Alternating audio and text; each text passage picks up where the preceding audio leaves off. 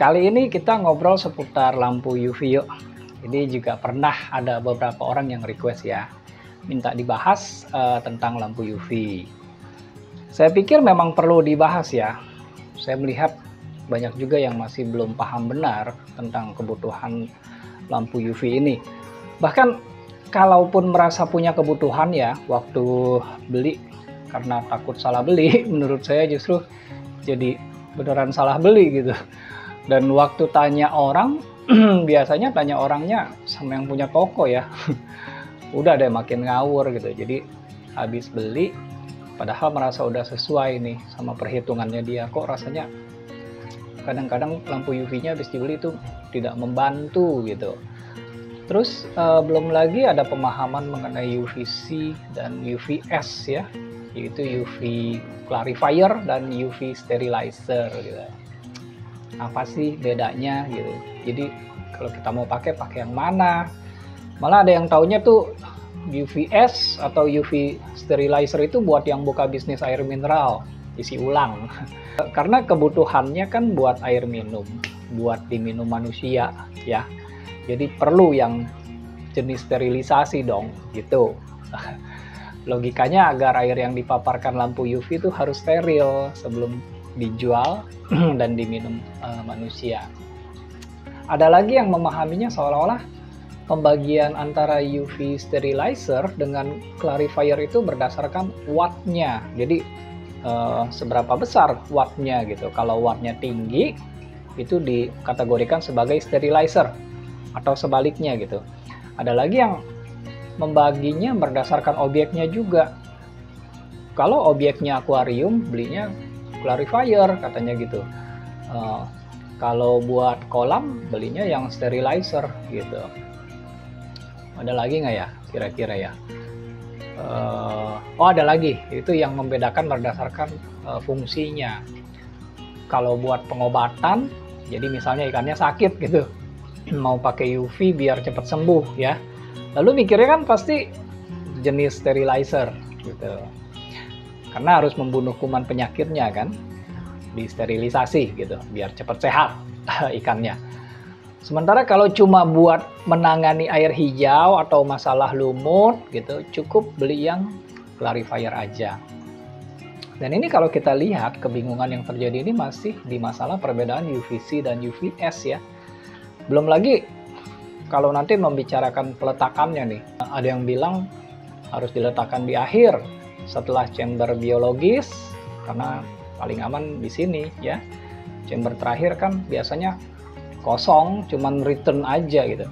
Kalau di depan ntar takutnya banyak bakteri baik yang terbawa arus gitu, nggak sempat mampir masuk ke rumah bakteri yang disediakan, keburu mati semua kena paparan sinar UV gitu. Tapi justru ada juga ya pemikirannya tuh lebih baik ditaruh di depan. Biar kalau ada bakteri patogen atau bakteri penyakit, mati duluan sebelum keburu menyusup ke chamber bio kita. Ini yang benar yang mana gitu ya, kira-kira kalau kita kumpulkan mengenai pendapat-pendapat yang ada mengenai lampu UV. Kalau ada yang lain tolong nanti ditulis ya di kolom komentar biar makin lengkap apa aja gitu. Yang saya ingat cuma segitu gitu. Anyway, dari pemahaman tersebut di atas, mana yang benar? Dan kalau ada yang benar kan maka ada yang salah ya. Yang mana yang salah gitu, pusing. Nah, kalau dijawabin satu-satu yang ini benar yang ini salah, ntar kan masing-masing juga punya reason alasannya sendiri-sendiri. Jadi mendingan kita langsung aja bahas tentang lampu UV itu sendiri. Biar nanti setelah pembahasan udah mengerti mana yang salah dan mana yang benarnya gitu ya. Oke ya.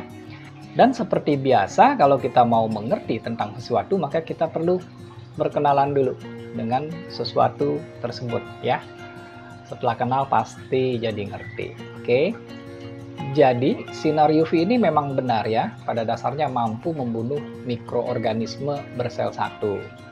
Dan jenis lampu UV yang kita gunakan itu adalah jenis lampu UVC C, bukan tipe lampu UV A atau B.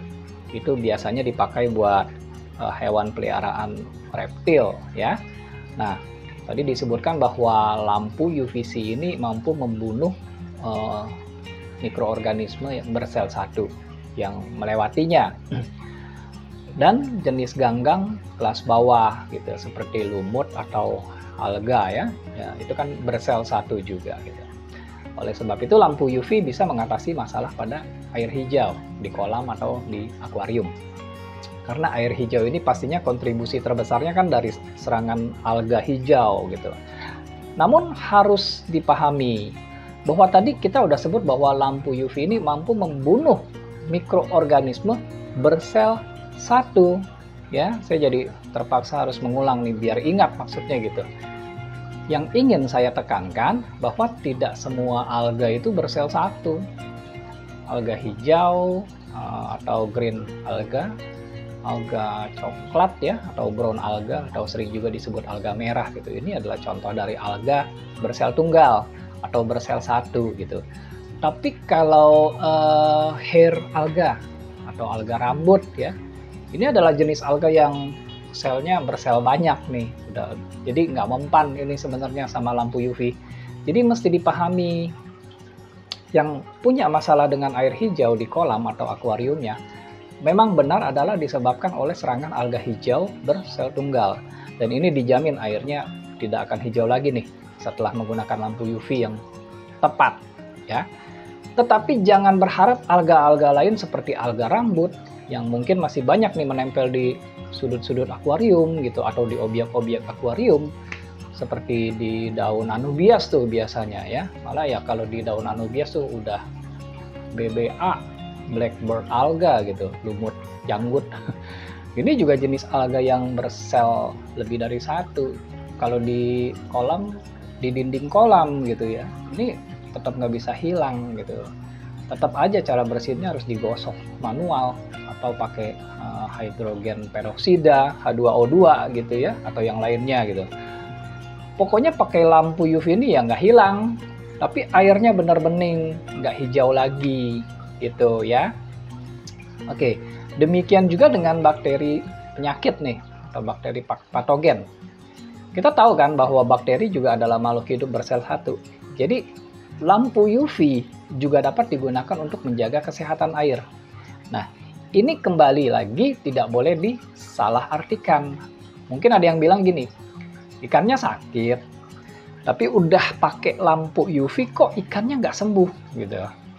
Atau malah ada yang merasa ikannya agak lama gitu sembuhnya setelah dikasih lampu UV. Jadi kayaknya lampu UV-nya nggak efek ya, nggak berfungsi seperti yang dibilang gitu kan. Nah, ini penjelasannya gini. Bakteri kan udah jelas bersel satu ya. Kalau terpapar lampu UV pasti mati. Kalau parasit dan jamur, kan kita tahu ya, mereka itu perkembangbiakannya tuh biasanya juga lewat melepas spora. Nah, spora-spora ini saat melayang di air, lalu ikut arus hingga akhirnya terpapar oleh lampu UV, mati juga sih. Jadi lampu UV ini sebenarnya efektif mengurangi penyebaran penyakit. Itu aja. Kalau ikan yang sakit, si bakteri atau parasit atau fungus, jamur kan nempel di tubuh si ikan. Nah ini nggak terdampak sama sekali sama lampu UV-nya gitu. Kan nggak ada kontak tuh dengan lampu UV-nya. Jadi otomatis ikannya tetap sakit gitu. Ya tetap harus diobati gitu. Jadi jangan menganggap lampu UV ini sakti gitu ya, pasang di mana gitu efeknya bisa sampai kemana-mana. Nggak begitu pengertiannya ya. Oke. Namun demikian jangan ada yang pernah berpikir untuk menggunakan lampu UV itu tanpa sarung ya, atau casing gitu, housing rumahnya. Memang di pasaran banyak dijual lampu celup ya, UV celup yang bentuknya sama seperti kayak lampu celup biasa nih. Ini penggunaannya harus tertutup, nggak boleh ada sedikit sinar pun yang keluar. Jadi kalau misalnya filter atas ya, atau filter talang, lalu ditaruh di chamber terakhir ya, yang pas return, ini pas di lubang outletnya, kalau masih ada sinar UV yang masih bisa kelihatan mata kita, ini bahaya. Bisa membuat mata kita tuh buta loh, perlahan-lahan. Jadi tolong diingat juga ya, anak dan istri di rumah, mereka kan nggak tahu apa-apa tentang hobi kita. Jangan sampai mereka jadi korban gara-gara kita kurang paham tentang lampu UV. Ikannya juga bisa terdampak loh kalau sering lewat di area yang dia bisa lihat sinar tersebut gitu. Dan ikan demen lagi sama sinar gitu. Lama-lama buta, matinya juga serem gitu, bahaya lah. Bukannya menyehatkan, malah bikin ikan mati satu-satu. Jadi jangan berpikir bahwa depot air minum mineral isi ulang itu aman. Mungkin karena ada kesan depot air minum mineral itu kan biasanya ada ciri khas lampu birunya ya. Itu bukan UV gitu, itu hanya aksesoris saja. Itu lampu biru biasa gitu. Kalau lampu UV yang mereka gunakan tuh pastinya adanya di dalam gitu. Bentuknya juga pasti di dalam tabung, nggak terbuka begitu.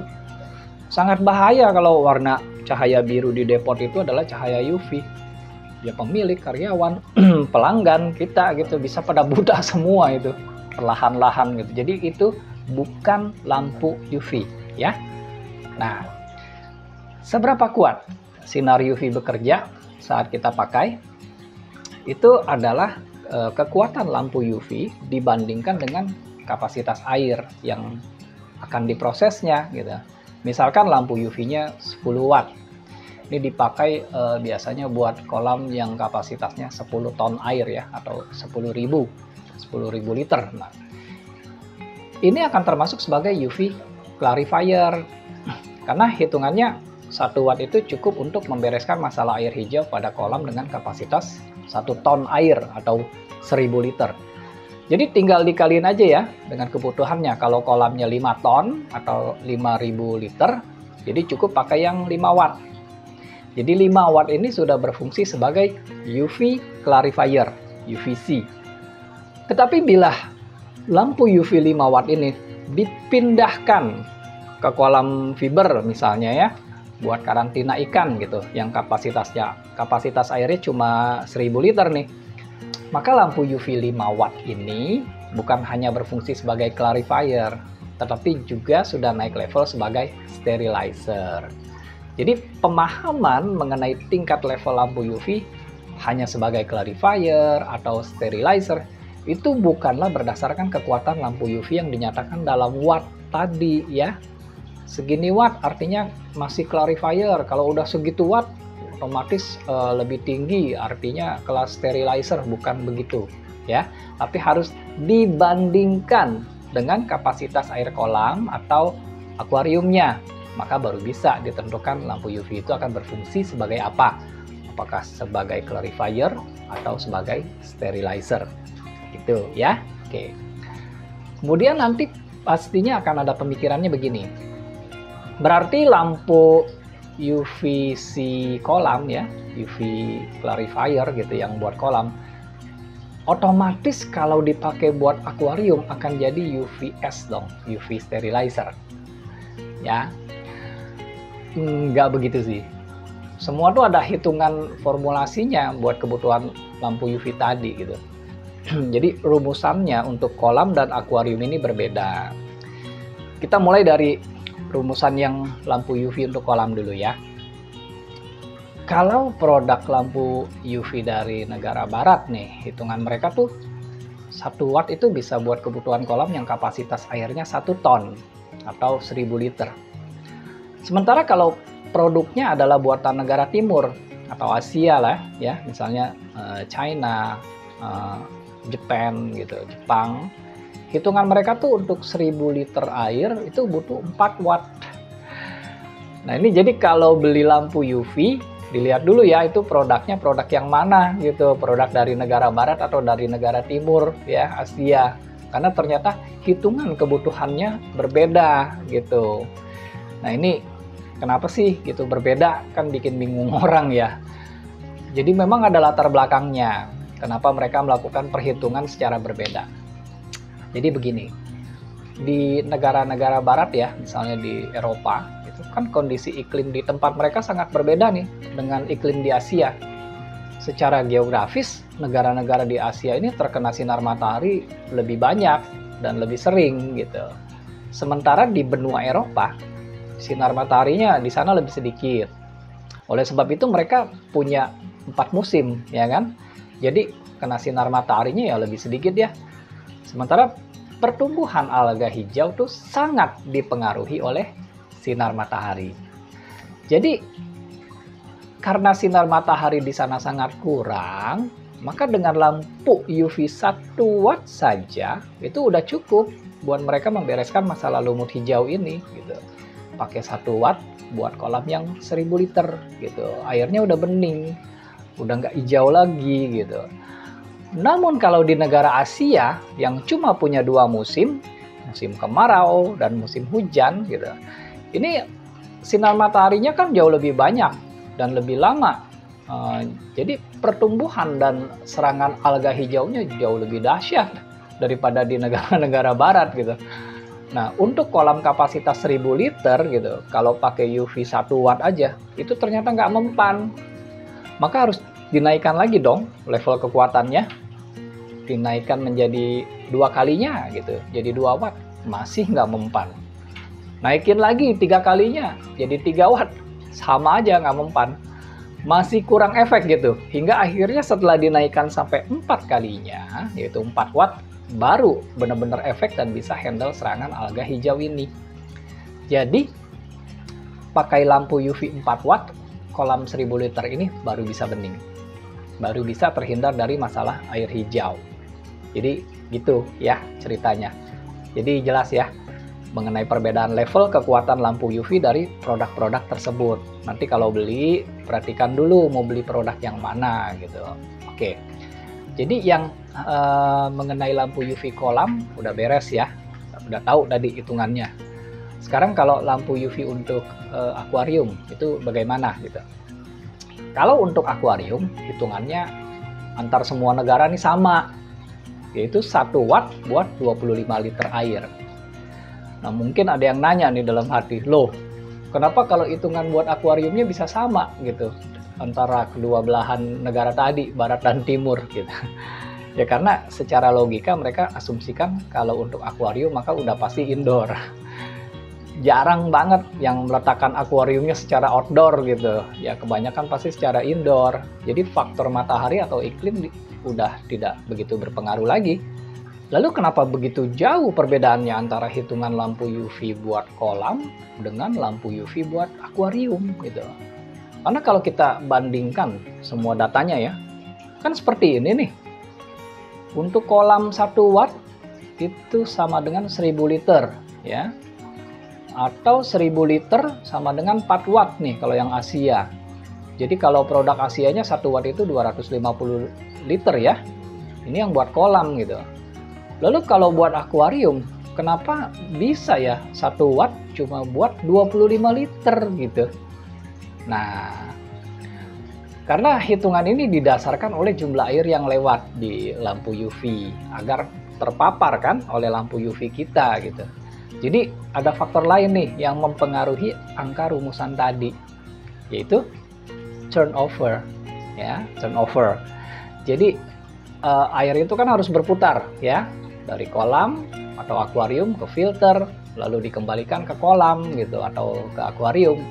Nah, rule of thumb atau aturan praktisnya kalau untuk kolam itu sebenarnya adalah setengah dari kapasitas kolam. Jadi kalau untuk kolam, untuk turnover-nya ya, 1 kali itu sebaiknya 2 jam. Jadi misalnya kapasitas kolamnya tuh 1000 liter gitu. Waktu mau beli pompa kolam kan biasa dalam satuannya liter per jam gitu. Maka kalau 1000 liter ini standarnya tadi harus berputar selama 2 jam ya. Maka beli pompanya yang 500 liter per jam. Pokoknya simpelnya adalah setengah kali kapasitas air kolam.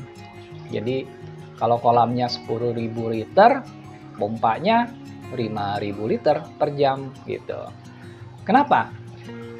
Karena kalau lambat ya, maka penguraian amonia dan nitrit oleh bakteri nitrifikasi pada chamber-chamber filter tuh akan maksimal gitu.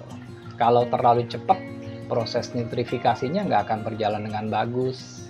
Itu alasannya. Jadi kalau beli UV kolam ya, pastikan flow rate-nya adalah setengah dari kapasitas kolam ya. baru nanti UV kolamnya akan bekerja dengan maksimal gitu.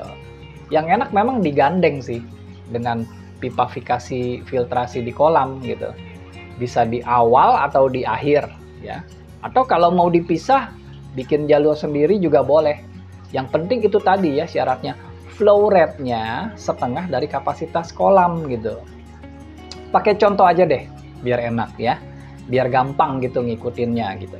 Jadi misalkan kita punya kolam yang kapasitasnya 10 ton ya, atau 10.000 liter. Terus gimana nih bagusnya beli UV yang berapa watt? Dan pasangnya yang bagus gimana supaya kolamnya cepat bening, nggak kena alga hijau lagi gitu. Oke, pertama Anda analisa dulu lokasi kolamnya Anda. Bila berada di lintasan matahari ya, artinya sering banget nih kena jalur sinar matahari, maka belilah yang produk Asia, yang brand China atau Jepang misalnya, karena standar mereka kan 4 watt ya, buat 1000 liter. Maka kolam tadi yang 10.000 liter butuh UV kolamnya yang 40 watt. Kalau kolam Anda nggak terlalu sering dilintasi oleh matahari, karena terlindung gitu, misalnya ada dinding atau ada shade biasanya, atau semi indoor gitu, ya cukup beli produk yang Barat punya tuh, yang 10 watt berarti ya kan. Nah, oke, sekarang pemasangannya ya. Kalau pompa kolam Anda sudah sesuai dengan rule of thumb ya, pompanya jadi setengah dari kapasitas kolam, jadi pompanya 5.000 liter per jam ya, maka UV kolamnya boleh digandeng di pipafikasinya filter gitu. Mau di depan sebelum masuk ke filter atau mau di belakang setelah keluaran filter ya nggak masalah. Kecuali pompa Anda lebih tinggi ya dari aturan rule of thumb tadi. Misalnya 10.000 liter per jam juga gitu. Atau 2 kalinya gitu. Atau 4 kalinya gitu. Maka sebaiknya UV kolamnya dipasangnya terpisah. Dibeliin lagi pompanya yang sesuai aturan. Ya, setengahnya berarti 5.000 liter per jam. Nah, karena Anda sudah beli UV kolam yang sesuai hitungan kebutuhan, maka UV kolam Anda akan berfungsi sebagai clarifier. Walaupun sudah pasti bisa membunuh bakteri penyakit juga. Namun yang pastinya akan lebih banyak difokuskan adalah pengendalian air hijaunya kan. Nah, tapi bila Anda membeli UV kolam di atas perhitungan, misalnya 2 kalinya ya, maka UV kolam Anda berfungsi sebagai sterilizer. Gitu. Atau bisa juga kalau kita balik lagi ya ke UV yang sudah dibeli tadi tuh sesuai hitungannya ya, kan berfungsi sebagai clarifier buat kolam 10.000 liter tadi ya. Nah, kalau suatu saat bikin kolam lagi yang lebih kecil, misalnya 5.000 liter gitu, terus mau pakai UV kolam ini nih, ya mungkin kolam lamanya mau dibeliin UV baru misalnya gitu, maka UV lama di kolam baru yang cuma 5.000 liter ini secara otomatis berfungsi sebagai sterilizer gitu ya. Terus tadi mungkin ada yang mau nanya juga, UV diletakkan di depan atau di belakang bagusnya? Yang bagus justru sebenarnya dibuat terpisah ya. Tapi kalau mau digabung di pipafikasi filter di depan atau di belakang sebenarnya sama aja sih. Lalu kan katanya kalau di depan ntar bakteri baiknya keburu mati. Nah ini yang kadang saya juga suka bingung sih. Kita kan memang piara bakteri baik, tapi piaranya kan di chamber bio. Yang nggak ada hubungannya dong dengan bakteri yang mati di depan gitu. Kan kita tuang bakteri starter nitrifikasinya di chamber bio, bukan di depan UV kolam. Lalu kenapa kebanyakan orang suka bilangnya bagusan di belakang? Yang bilang begitu karena biasanya beli UV-nya yang telanjang ya, yang nggak ada casingnya, yang itu ya yang model UV celup gitu. Kalau UV celup ya udah pasti paling bagus diletakkan di chamber akhir lah. Kan di chamber akhir itu cuma return, kosong banget, ya bisa ditaruh di situ. Kalau di awal kan chamber media mekanis, padat, udah pasti padat banget. Ada busa menumpuk gitu dan lain-lain. Emang muat ditaruh di situ. Kalau dipaksakan juga ya nggak maksimal ya UV-nya. Yang terpapar sinar UV itu cuma sedikit gitu, nggak sebanyak kalau di chamber akhir. Jadi kalau saya sih selalu sarankan pakai UV yang ada casingnya ya, jangan yang celup gitu. Jangan ambil resiko membahayakan mata kita atau anggota keluarga deh pakai UV celup segala gitu. Kan mampu bikin kolam kan mahal gitu, masa giliran beli UV pilihnya murah gitu. Terus nanti kalau nggak efektif UV-nya, airnya tetap hijau, marah-marah gitu, bilangnya UV-nya nggak bagus gitu. Oke, lalu yang terakhir mengenai UV kolam ya, itu adalah masa pakainya. Jadi efektivitas lampu UV ini akan menurun sesuai masa pakainya. Biasanya sekitar 1 tahun ya kalau buat kolam. Jadi sebaiknya diganti bohlam UV-nya setelah 1 tahun. Walaupun belum rusak atau belum mati ya. Pokoknya di atas 1 tahun tuh udah nggak seefektif sebelumnya aja gitu. Nah, oke, sekarang yang kolam udah selesai, kita lanjutkan untuk UV akuarium ya. Nah, ini sekali lagi saya anjurkan belinya yang housing ya, yang ada casing gitu, jangan yang celup kalau nggak terpaksa banget gitu. Ingat anak istri di rumah, atau kalau belum berkeluarga ya ingat mata sendiri ya. Oke, kita lanjut ya tentang lampu UV buat akuarium. Ya pada dasarnya sih sama aja ya dengan UV kolam, cari yang housing. Lalu kalau mengenai flow rate, nah UV akuarium ini masih tetap efektif di flow rate maksimalnya 3 kalinya.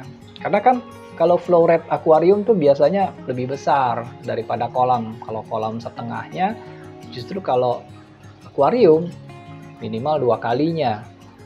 Biasanya standarnya 4 kali, malah orang malah dibikin lebih tinggi dari itu gitu. Nah kalau untuk UV flow rate-nya tuh dia bisa efisien kalau flow rate-nya maksimal 3 kali. Jadi kalau akuariumnya misalnya 100 liter, itu masih efektif kalau pompa akuariumnya 3 kalinya atau 300 liter per jam. Tapi kalau pompa akuariumnya udah 500 liter per jam gimana? Ya yang lewatnya terlalu cepat, nggak sempat terpapar lampu UV juga secara utuh gitu. Jadi masalah air hijau gitu ya, ya mungkin berkurang tapi nggak hilang gitu. Demikian juga dengan masalah penyakit, masih ada kemungkinan spora atau bakteri yang selamat karena nggak terpapar secara utuh oleh sinar UV gitu. Terlalu cepat dia lewatnya. Yang perlu diingat apabila menggunakan lampu UV untuk pengobatan ya, itu adalah lampu UV-nya justru wajib dimatikan pada saat pengobatan menggunakan obat-obatan. Karena obat yang terpapar sinar UV itu bisa saja mengalami kelainan. Jadi jangan salah ya, karena pengen ikannya cepat sembuh, terus pakai jurus combo gitu. Sekali hajar pakai obat-obatan dan lampu UV. Ntar malah obatnya ternetralisir atau mengalami degradasi. Lalu mengenai masa pemakaiannya, biasanya UV akuarium umurnya lebih cepat, yaitu sekitar 6 bulanan. Karena pengaruh flow rate tadi sih sebetulnya, karena dia lebih cepat ya. Yang penting diingat itu baik UV kolam dan UV akuarium itu juga perlu ada maintenance-nya, perlu dibersihkan secara berkala gitu. Jadi matiin dulu lampu UV-nya, periksa bolamnya apakah mulai tertutup kotoran. Biasanya kan udah mulai coklat-coklat tuh gitu. Kalau iya ya dibersihkan agar paparan sinar lampu UV-nya tetap maksimal gitu ya. Oke. Saya rasa udah cukup ya pembahasan kita mengenai lampu UV ini. Jadi semoga informasi ini cukup bermanfaat, dapat menambah wawasan kita mengenai dunia akuaris di hobi kita ini. Terutama buat kalian yang lagi punya rencana mau beli lampu UV, biar nggak salah persepsi, harusnya sekarang udah mulai jelas ya. Dan juga buat yang sudah pakai lampu UV tapi merasanya kok kayaknya kurang bermanfaat gitu. Ya semoga sekarang bisa hitung-hitungan lagi apakah semuanya udah sesuai saat beli lampu UV-nya ya, antara kebutuhan dengan pemakaian. Oke, cukup ya sampai di sini. Kalau masih ada yang belum jelas nanti silakan tanya di kolom komentar, pasti saya jawab. Walaupun mungkin nggak quick respon ya, nggak secepat itu, tapi begitu ada waktu pasti saya jawab. Oh iya, mengenai rule of thumb atau aturan praktis turnover tadi ya, itu juga ada story-nya sih. Ya kembali perbedaan paham antara dunia barat dan timur. Kalau dunia barat kan menganggap turnover lambat akan semakin efektif, sementara dunia timur justru terbalik, turnover yang makin tinggi justru yang makin baik. Ini ada story-nya juga, ada ceritanya. Tapi nantilah ya, di lain kesempatan, karena kan beda topik gitu ya. Oke, kalau begitu saya sudahi dulu pertemuan kita. Akan kita lanjutkan di kesempatan yang akan datang. Dan terima kasih sudah menonton. Salam, aku Arif.